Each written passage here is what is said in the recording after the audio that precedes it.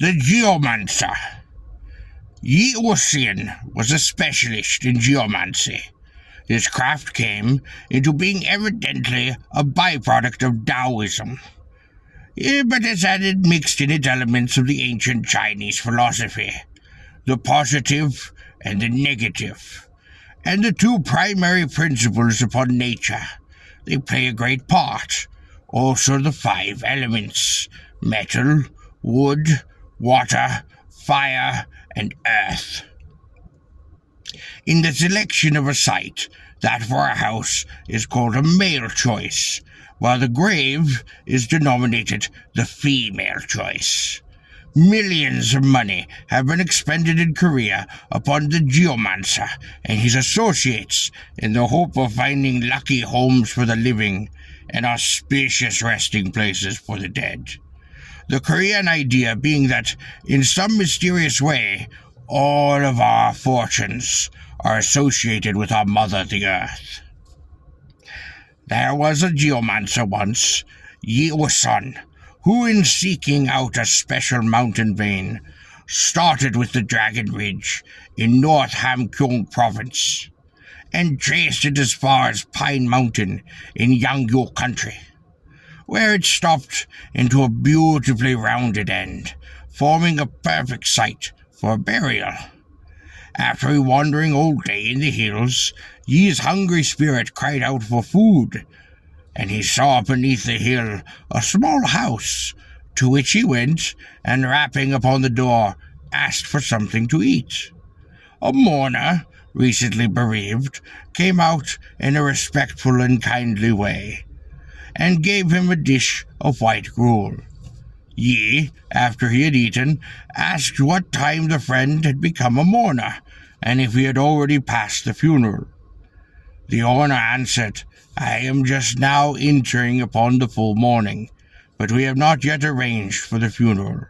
He spoke in a most sad and disheartened way. Yi felt sorry for him, and asked the reason. "I wonder if it's because you are poor that you have not yet made the necessary arrangements, or perhaps you have not yet found a suitable site. I am an expert in reading of the hills. I will tell you of a site. Would you care to see it?" The mourner thanked him most gratefully and said, "I will be delighted to know of it." Yi then showed him the end of the great vein that he had just discovered, also the spot for the grave and how to place its compass points.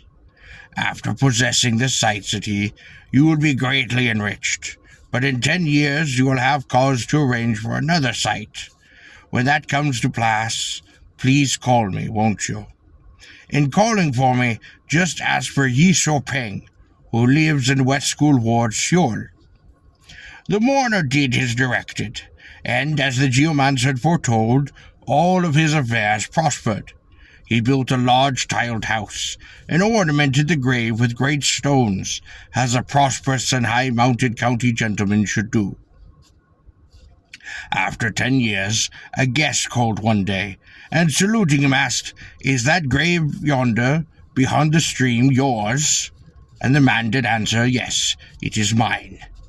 Then the stranger said, "That is a famous site, but 10 years have passed since you have come into possession of it. The luck is now gone.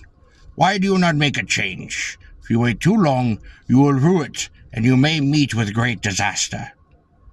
The owner, upon hearing this, thought of Yi the geomancer, and what he had said years before. Remembering that, he asked the stranger to remain as his guest, while he went the next day to Seoul to look up Yi in the West School Ward. He found him, and told him why he had come. Yi said, "Yes, I already knew of this." So the two journeyed together to the inquirer's home.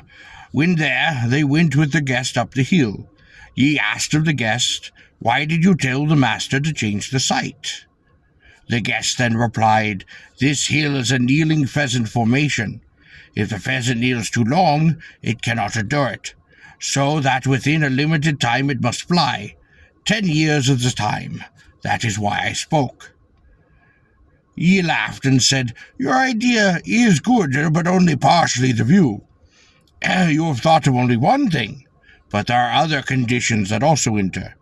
And he showed the peak to the rear and said, Yonder is Dog Hill, the one below which he said is Falcon Hill, and then the stream in front, which he said is Cat River. This is the whole group, the dog behind, the falcon just above, and the cat in front. How then can the pheasant fly?